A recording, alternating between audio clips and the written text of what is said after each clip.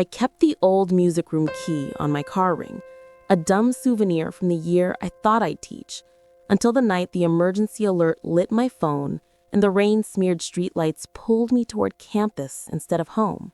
By the side entrance near the auditorium, the glass doors had sealed. Only the forgotten music room would let me in, with its warped floor and a piano that seemed to hold its breath. I peered through the wire mesh window. Empty corridor, a sickly exit halo. Then the intercom crackled and died, like the building had put a pillow over its mouth. On the piano sat a wooden pyramid metronome with a chipped edge.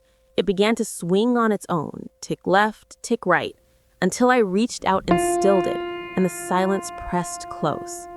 3 more alerts buzzed. I flipped my phone face down, and that's when the humming started inside the room. A shy C-E-G back to E like a beginner apologizing to the air. "Hello?" I said, but my voice sounded borrowed.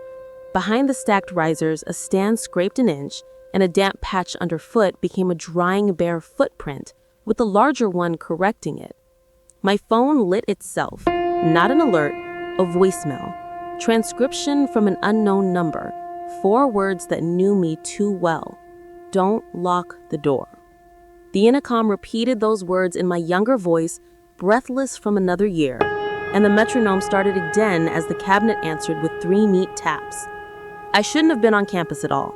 I kept the key because of Maya, the kid who watched doors like they watched back. "Press like a doorbell," I'd told her. Bad analogy, she'd shot back, but the ritual took. Scales, 2 minutes of anything, then the same C arpeggio she trusted more than me. Maya vanished mid-year with a bureaucratic shrug, and when the forms ran out, I quit too, but the key stayed like a weight I'd chosen. Tonight felt wrong. No details, no sirens, just the building clenching its jaw while the music room waited, like it remembered me. My old notes haunted the whiteboard, the chairs hid under a tarp, the risers leaned off the wall, the cabinet wore a padlock I'd never seen.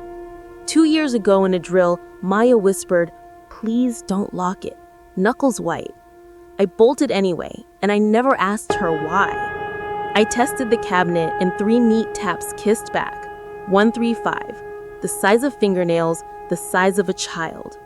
I angled the bench toward the door, the metronome sped up, and a breath slid from behind the risers like air over a blade. I counted to 3 for the cabinet. 1 knock if open, 2 if not. And behind me, the door's bolt clicked a sly 1/4 inch on its own. No shadow under the threshold, no shoes, but the watching felt specific. The cabinet tapped once, then twice, and the metronome fought my hand before it obeyed. A voicemail crawled in, "He knows you're in there." And when I played it, my voice asked for safety, while another voice promised, "He never leaves." I slid light into the riser's gap, dust, smears, a frayed bed ribbon on a bolt, and a small treadless shoe print. I lifted the risers anyway. The risers toppled with a squeal, and on the wall behind them a staff had been carved, tiny notches at C-E-G-E, and beneath it a child's knife-scratch plea, "Don't lock the door." "Slide left," I whispered to the cabinet. 3 tiny taps moved that way, and I raised the piano bench and smashed the padlock. 1 strike, 2, a third that finally snapped the shackle. The cabinet shelves were empty except a child's hoodie, inside out, a rocket graphic ghosting, and a prepaid phone taped to the floor, already recording with the date April 12. I opened "Wait," and heard my own calm teacher voice promise safety while the metronome kept time. The room seemed to tighten around the sound. The handle depressed. "Faculty safety," a friendly man's voice purred. I said "badge" to the glass. He didn't, only tried my name on like it almost fit. A file sighed, autoplayed. He pretends to be staff, he smiles. And the not quite right version of my name came back through the door like bait. The intercom spat fragments. "Do not doors, suspect auditorium wing, male, mid-40s, carrying," and cut out, leaving the rest for my pulse to finish. My phone flashed, new recording started, and the voice outside asked about that old key and then whispered, "Don't lock it, okay?" I shoved the bolt deeper with my palm. I barricaded and studied the room map. Behind upright base cases, a painted service door hid a crawl like a throat to the auditorium. The crawl breathed rust and dust. Conduit nicks brushed my jacket.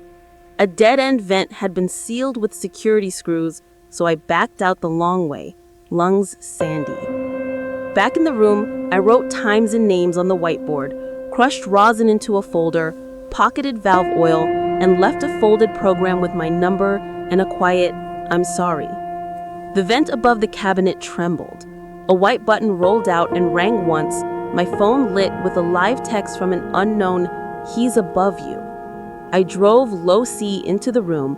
The duct flinched. Under the strings, fingerprint strokes read, "He doesn't like C." Not superstition, physics. A speaker tile slid at the threshold like a badge. I dusted the vent with rosin and blue. Coughs burst from the duct as a real voice cursed. Another button fell, white, threaded with a scrap of red ribbon, and the braid of clues tightened. The same man, the same game, the same doors turned into choices. I jammed a pencil under low C to hold the tone, nudged the cases to expose the crawl door, and felt the speaker tile at the threshold fizzle into silence. We crawled toward the auditorium. A text nudged my pocket. Stage left, ladder. And the exit read, puddled on velvet like low tide. Under the ladder, Maya caught my wrist. "Don't," she breathed. "He waits for the light.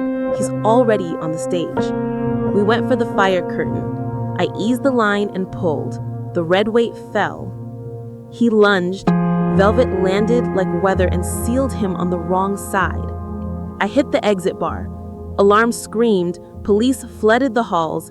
Later, back in the music room, low C finally died, and evidence, phone, carvings, ribbon, spelled what speeches never could.